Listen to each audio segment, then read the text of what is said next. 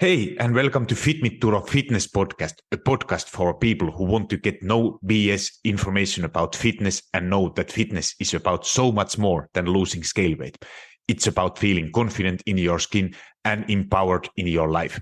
I'm your host, Turo Virta, personal trainer, strength and nutrition coach, and most of all, a husband of my beautiful wife, Miriam. Each week, my guests and me will give you some no BS fitness tips and motivate you to take action in your own personal fitness journey as we talk about nutrition, exercise, mindset, personal development, and executing in life with enjoyable but still effective strategies. If your goal is to look better, feel and be strong and experience transformation from inside out, you, my friend, are in the right place. Thank you for jumping in, and now let's jump into today's episode. Hey, and welcome to Fit Me Turo Fitness Podcast. In today's episode, I'm talking about how scale and mirror are probably the worst ways to measure your progress, or how they are leading. That it's more likely than not that you are going to fail in your fitness journey. But before jumping in this topic, I want to share a quick tip what is going on. First of all, I'm planning to start on January 27th, my next 8-week challenge. And as I got very, very many people asking that they don't kind of like that kind of group coaching. So set what I have had in the past, and they would like to more kind of one-on-one approach.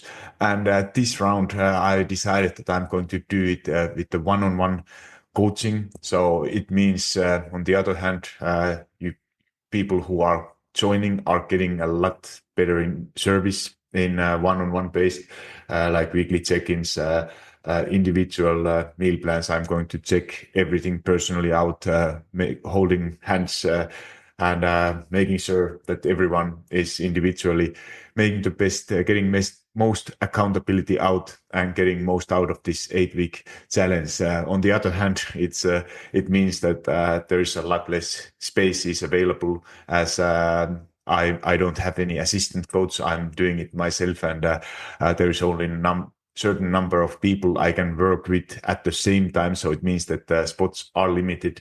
So at this point, when this episode is coming out, there is a registration should be already open. So I put a link to show notes so you can join for the challenge.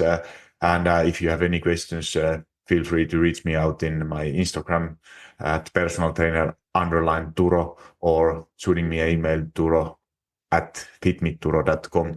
And if you are on fence to join, there is a 7-day money back guarantee, as I don't want to take your money if I'm not able to help you. So if in some case you hate me, you hate my coaching, you don't enjoy the program or workouts, you have full 7 days time to tell me that this is nothing for me. So you can start it, try it for totally risk-free. So you have nothing to lose. So check out link in show notes, and I hope to see you inside. But other thing what I wanted to talk is high protein products. So I recently discovered a brand new product, like a high protein pasta. And when I go to grocery shopping, there is so many that marketing is incredible. There is everything at the moment, at least where I go, there is everything is high protein, and you gotta be really careful and to look what is because it's understanding that where it is coming from. Like, of course, protein is very important. There are good, but there are also bad products. So always, if the label is saying that it's high protein, it doesn't always mean that it is actually high protein. And I recently I have tried in the past like several high protein pastas, and I gotta honestly say that I didn't enjoy the taste. So there is, for me, if you get the high protein pasta, what is promising you that there is a lot of protein, but it tastes like a shit. It's not for me. It's not worth of it. I'd rather get that protein in from somewhere else and not trying to eat something what I naturally don't enjoy, just for the sake of that you get the high protein. But now I was in Lidl actually here in Italy, and I found it's called protein gnocchi, or how to pronounce it. With my Italian is not that good as it should be.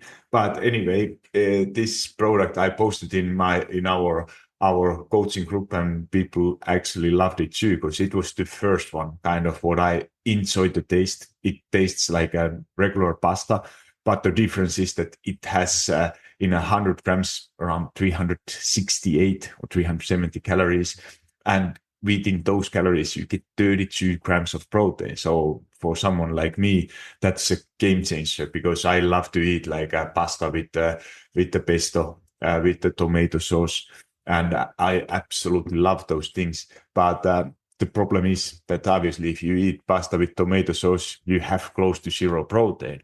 But now within this brand new, or this what I just discovered, this kind of that protein pasta, you get, if I, let's say I eat 150 grams, I get almost pasta, I get almost 50 grams of protein. So that is a great amount of protein just eating pasta, and what I naturally enjoy. So it's but this is I talked with some of my clients about this, and this is all about like how you are thinking, like how you are becoming aware, how you change your thinking process, how to get more protein. And it's of course, hopefully you are trying to think, like, at least for me earlier, I didn't think, I was thinking just that until I get some source of protein, I'm good. But I never had an idea how much of protein I was actually eating. And when you start to think every meal that what is going to be my protein source, and I started to look like that. Okay, my protein source is going to be chicken. Now it's going to be, in this case, it's going to be pasta. I'm thinking how much I'm going to eat it and how much protein it has. And obviously, if you have never tracked your food, it's not easy to know exactly how much protein you are eating, because people like clients who I start working, I said, are you eating protein? Yes, I try to eat protein. I have a egg for my breakfast. I do have some meat or some steak later at night. But if you don't know, because if you, it's a difference is that you are eating some protein, or you know actually how much protein you are eating, and that you are aiming to hit your protein goal. And that is the game changer. So for me, if somebody is telling that I'm having a protein breakfast, and your protein source is one egg or two eggs, you have one egg has 6-7 grams of protein. So in the best case scenario, you have two eggs, you think that you had a high protein breakfast, it's 14 grams of protein if you have no other protein sources. So that is not actually very high protein breakfast. It's not if your goal is, let's say for me, I try to aim for 150, 160 grams per day. My weight is around 90 kilos. So it's, if you aim for 1.5 grams per kilo body weight, let's say you weigh 70 kilos, you should eat at least 100 grams, 110, 120 grams. And if you get only 7, 10, 15 grams of protein at your breakfast, you have a lot of work to do within your next 2 meals to hit your goal. And for these, all these kind of high protein products, they are very beneficial. And but just learn to look labels, learn to know from your portion sizes how much you are actually eating. So that is helping so much. But that was a quick update what is going on in Fitmituro community. And the other thing, what I was actually thinking the other day, how grateful I am. I'm at the moment, I haven't been posting a lot in social media. I have been still recording podcasts weekly, but been working hard with my groups, with my ice hockey athletes. I'm coming up for the next camp, and as work is pretty busy at the moment, but still doing my best and providing social media content, at least talking these podcasts, and because this is something what I truly enjoy doing. And um, and there's of course next year a big year for our ice hockey national team. There's Olympic games coming, so athletes are preparing. There's only 12 months, 13 months time before we go to Olympics, so it's going to be exciting journey for my group workouts. I'm so grateful. It was the new personal best record. We had a almost 40 people, 38, 39 people attending to one workout session. And that's, as a coach, it feels such a great feeling to be able to work out with so many people at the same time. And also it's a kind of challenge for me to organize everything, that everything is working, everybody is under control. So I can, I know that I can check the techniques, everything. And this is something when I think back, if I would start it, like I remember when I started like 9 years ago, doing this like kind of group workouts. And if I had 10 people attending to a group workout session, that was almost too much. And if there was like a 15 persons, I got almost panic that I can't control everything. But now with the experience, when you know what you are doing, where to look, who to look, it's totally possible. And feeling actually amazing. And because I have a feeling, and as many of people said that, of course we are all different, but many of them said that it's such a great feeling to be able to work out with so many people at the same time. And of course for someone else, it's they rather work out in a more private, like only with a couple of people. But it's that's for everyone's different. I'm the one who enjoys with the big group, and those have been amazing experiences for me, and also for my crew. But for today's episode, I want to talk that why that scale and mirror are probably the worst ways, if they are the only ways to measure your progress, and what are actually better ways to measure your progress. Because this was something I recently had a long conversation with one of my one-on-one coaching clients, as she was in a situation that she was weighing herself every once in a while, or kind of almost daily, and then looking into a mirror, but there was nothing, no changes, like working hard, getting after a while workouts in, working out regularly 3 4 times a week, like not too long sessions, but anyway getting that at least 2 hours, 1.5 2 hours of strength training, and some other, in addition, some walking into her workout regime. And also at the same time trying to improve diet, making smarter decisions, better decisions with the nutrition. But the problem was that scale wasn't moving, and then she was kind of so frustrated, because looking obviously into a mirror, she's in her 50s, and looking into a mirror, nothing changes, and then feeling so frustrated because uh, you work so hard, you start something new, and you want to lose weight, but scale is not moving. And we had this conversation, because why, first of all, why that scale is uh, is probably one of the worst ways to measure your progress. So scale, it doesn't tell you, it doesn't tell a lot from your health. So it's some number what you are tracking. So like, uh, and I believe it's the worst number. It doesn't tell like how is your, how you are feeling, how is your health levels. So if you like, of course, this is a good example what I always like to put up, like that if you want to lose weight fast, you cut your leg off, so you are losing rapidly a lot of weight. But obviously that's what you are not going to do. But then how the methods, how you are actually trying to lose weight, if those are that, it often makes that situation even worse, because it doesn't tell, that scale is doesn't tell how much muscle you have, how much fat you have. So that's why it's important to know those percentages.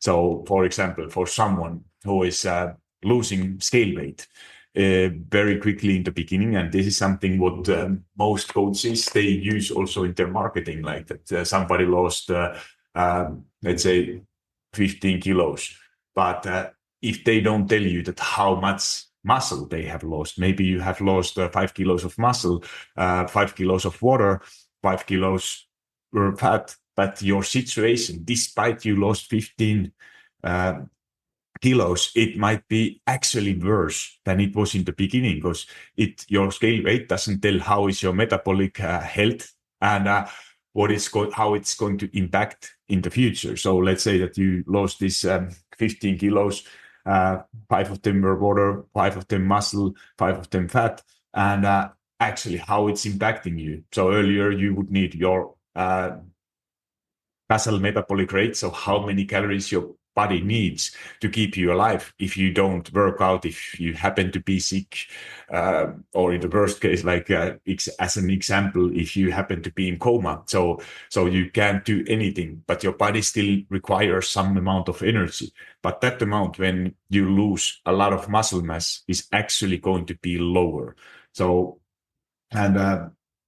so it makes in the future maintaining your weight, maintaining your health, and it makes everything so much harder. So let's say that you would need, earlier with that 15 kilos more, your body would need 2,000 calories to maintain your weight, and now all of a sudden you lose so much muscle mass and weight, you might need 1,600. So in the end, it makes it so harder. So you have to eat all the time less and less and less to be able to maintain it. And then you think that if you can't do it, you are blaming your willpower, that you just don't have it.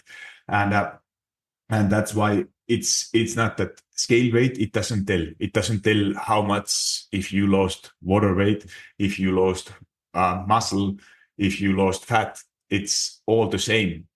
But for your health, those are not the same things. So think it that scale weight, it's important, but it shouldn't be the only way to measure your progress. And the other thing is mirror. Like if you think like that, you are like in that my client's case, Monica, she's in her 50s, and if you think that she's looking herself mirror every single day and thinking like that, you don't like the way how you look, and where is that coming from? Like if she thinks that she was looking great in her 30s, for example. And now if you think that she's not happy what she's seeing, like in the mirror, she feels like, okay, she have lost all muscle, they don't show as much as before, or there is still some fat, what is causing. And I believe that this is, at least in some level, some body dysmorphia, which means that you are kind of not happy what you are seeing. Because if you think like that, you think that you are chasing some body what you had, let's say 10, 15 years ago. But if you go back and think at that time, when you looked into a mirror, did you really like what you saw in the mirror? Most likely answer is no, you didn't like in that point. But now you think that in that time, you actually looked a lot better than now. And now you are chasing the same thing, what you think, what you were in the past, but you are not actually happy. And maybe think it if what is going to happen in, let's say, 10, 15 years from now, you might be looking back to this time that you are chasing for that, what you are, where you are at the moment. So mirror is not the best way, because and it's something what you are, if you are seeing yourself every single day, you don't see if there is some changes. So if you happen to see someone who is not seeing you for months, they might recognize the difference, or your partner might recognize the difference. But yourself, you are going to be the last person who sees the progress. So that's the reason why that mirror and scale, they are the best ways to make yourself feel frustrated, make yourself never being happy about your progress, because they are going to make you feel just frustrated. And what are then other ways, from in my experience a lot better ways how to measure your progress. So let's get started with the workout. So of course, workouts, they matter because let's say that you are trying to lose weight. You are seeing that scale is not moving, and the next way you feel every day you are unhappy. Every week you are very frustrated because you feel like that you don't see any progress. So what you are going to do, you are going to cut your calories down, like Monica said that she need to find more willpower to cut calories. Maybe you are adding some cardio session to burn more calories, or kind of punish yourself to see even more results. And how is that going to impact? So obviously you are eating less, you might lose water weight, you are going to feel hungry. You think that you are feeling, if you are able to do it for a week, 2, 3, maybe even a month, you feel great about yourself because you were able to, you had that willpower to do. But sooner than not, you will going to fail. You will going to that willpower is not going to be there anymore. Your energy levels are so low, and then what you are going to do, you are going to eat more. You are going to feel sick again. Your scale weight is most likely, or it will go up. So it's that same cycle what you are repeating. So instead, if you think what is the right way to do it, if you take some other measurements, let's say tape measurements from your belly, from your hips, from your arms, from your legs. So you have some visible things what to measure actually to see if you have lost some fat, because you don't. If you have a possibility to use, there are very accurate body scales, like you see your body fat percentages. And but also with those, you have to remember, like I weigh myself every single day. It's with the fat percentages. It doesn't tell, there is a huge difference depending what I have been eating a day before. So if I had some fat, let's say I had a pizza last night and I jump into that scale next morning, my fat percentage is going to look higher. Obviously, pizza didn't make me gain fat. That you can see it on that my fat percentage went moved up like a 1% within overnight just eating a pizza. But it impacts, or if I had some fatty fish, for example, my fat percentage shows higher depending obviously how much water your body is holding. And that's why, but if you get those kind of, how I like to use it with the scale is those averages. So I weigh myself every single day. So I see my average fat percent, I see average weight, and that is a great way to measure your progress. So you see trends where trends are going, when I measure myself every single day, I weigh myself every single day, I know that there is going to be those fluctuations, which are totally normal. And at the same time, the same thing happens with the fat. So there is going to be fluctuations, which are totally normal. But when I see, let's say in a week, average per week, fat percentage, body weight, and then comparing those weekly averages to another weeks, I see trends. I learn to recognize trends, where trend is going. If I don't like the trend, then obviously it means that my methods, what I'm using, they are not working at the moment. If I'm happy, if everything stays same, if maintaining is my goal, I'm doing a great job. But if it goes higher, then or lower, I'm doing great. So you can tell pretty much about trends, but just if you think that what are the ways then how to feel less frustrated. So for your workouts, what I wanted to talk already before is that thinking like that, what is because scale weight doesn't tell a lot about your performance.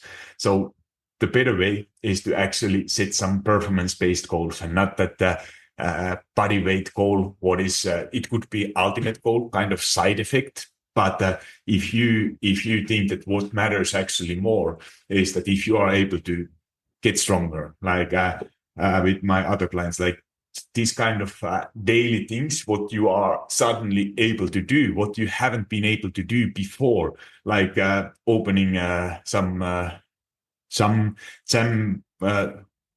or some classes with the what is very tight to close it, or lifting your suitcase in an airplane, then 15 kilo suitcase by yourself without asking help. Those are just examples what my clients have said, or able to climb 5 floors of stairs without taking a break. So those are kind of examples of how those performance-based goals are improving your quality of your life. And these things actually matters more. So if you set kind of performance-based goals, like I like to use how to do it actually is like you could take some like 1 or 2 your favorite exercises and setting like a could be, for example, deadlift or a bench press or squat, and setting some kind of goals like that how much weight you are able to use. Or I don't like to use like a 1 rep maximum, because those are like kind of also dangerous to do. But if you set like, for example, 5 repetitions that you are able to deadlift your own body weight 5 times, or double 1.5 times your body weight 5 times. So those are kind of actionable goals, which are also very doable. And when you are able to do them, that's how you start to feel so much better, and your health improves. So imagine situation that your everything stays same. You don't see any big difference in the mirror. You don't see your scale weight stays the same, but you are getting stronger. You are able to do those things what are kind of performance-based goals, improving your stamina, running some 3 kilometers in 12 minutes or 15 minutes, whatever goal you are setting. And when you are able to do it, how is going to be, how your energy levels are going to be, how vital you feel throughout the day. So those are kind of metrics what matters more. And they are ultimately what matters, like because that's the way how you are going to feel. You are chasing that feeling, what you think that the body weight, what you are aiming for, is representing. But that is more often than not that old body weight, your body weight goal, it's only in your head, and often it's coming from the past. Like especially for women, it's maybe some weight what they had like 20 years ago when they were fitting into that one dress, what they still have in their closet, what they haven't been able to use for years. And they think that at that time I felt so great, I was able to fit into that dress or those pair of jeans what I still have in closet.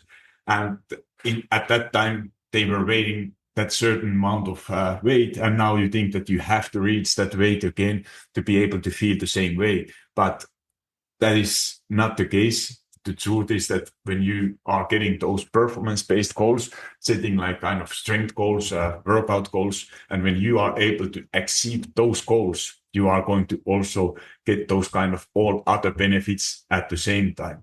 And then with the mirror, like I said, the mirror, if you look yourself every single day, you are not going to see a lot of difference. But if you take, like I know that most of the people, they don't like to take pictures of themselves. They don't, in general, maybe they don't even like to be in pictures because they don't like the way how they look. But if you take in the beginning, especially in the beginning, it's so important. I'm so grateful that I did. I don't enjoy taking pictures myself either, but before I started to lift weights 3-4 years ago, I'm so happy that I took some pictures. I was very thin. I didn't have a lot of muscle, but I started to work out. And then if I took year, maybe 6 months, I took next pictures, I started to see difference. And that is so motivating when you see, because obviously I didn't feel that change. If I look into a mirror, I didn't see any change. But if I then took pictures, let's say 3 months, 6 months ago, and compared those pictures, then I was like, that holy shit, there is a huge difference. And because in the mirror, you don't see, if you feel like that you have lost all your muscle, the reason could be that you just had low carbs. Your muscles, like carbs, are stored. That glycogen, what you are getting in from carbs, is stored in your muscles. and they might look more like they are holding a little bit more water in your muscles. So your muscles might look better when you had high carbs. If you are cutting all carbs out, you are just looking thin, and you might look that you have low stored muscles. So there is many reasons why that mirror is always going to lie, kind of. But if you do it in a right way and measure your progress in a different kind of ways, that's going to be game changer, especially how you are going to feel. So taking those pictures, tape measurements, tracking your workouts with something. And if you have like how I like to use it, like always setting those actionable goals, because I'm a big fan of asking from my clients all the time, like setting some new goals. And if goal is weekly goals, for example, if somebody is like still, like I would say that 70-80% of people, they say that my goal is this week to lose 1 kilo. And that is a goal what I actually don't enjoy hearing, because that is something that you can't impact. So instead, setting those kind of actionable goals, like what are leading, and it in setting these kind of goals, it doesn't mean that you have to cut everything out or something. Rather than actionable goal could be hitting your calories, hitting your protein goal, hitting your steps, hitting your workouts, or doing certain amount of sets in your strength training, doing 2-3 strength training workouts. So those are kind of goals which are leading to that losing scale weight, feeling better, and setting those kind of actionable goals, and not on numeric goals what you can't impact. And that is such a big difference how to set your goals, and making you feel a lot less frustrated. So hopefully this was kind of helpful. I'm not quite sure, but because my thought, it's flying always all over. I want to talk with something, and then there's coming something else in my mind. But hopefully you got the point. And if you did, and this episode was helpful, I would appreciate 5-star review. And of course, for those who are needing accountability, actionable plans, like knowing exactly what workouts you're going to do, that I'm going to take all guesswork away from your nutrition, so you know what to do, having that accountability system in a place, so you are becoming more consistent. That my one-on-one challenge, 8-week challenge, is starting on Monday, January 27th. So check out the link below, and I hope to see you inside. Thank you for listening, and talk to you soon. Hold up, friend. Do you love Fit Me Turo Fitness podcast? If so, the best way to say thank you is to subscribe to the podcast and leave a review on iTunes. I know every podcaster wants you to leave a review, but it's because those reviews help the podcast to reach more people. I truly want to know what you think, and if this particular episode resonated with you, would you also please share it? Either send a link to someone who you think will find it valuable, or take a screenshot and post it into your social media and tell your friends and family why they should listen it. Make sure you tag me so I can hear your feedback and give you a little love. And if you aren't already following me on Instagram or TikTok, that's the perfect time to hit that follow button. Thank you for being here and listening to Fit Me Turo Fitness podcast.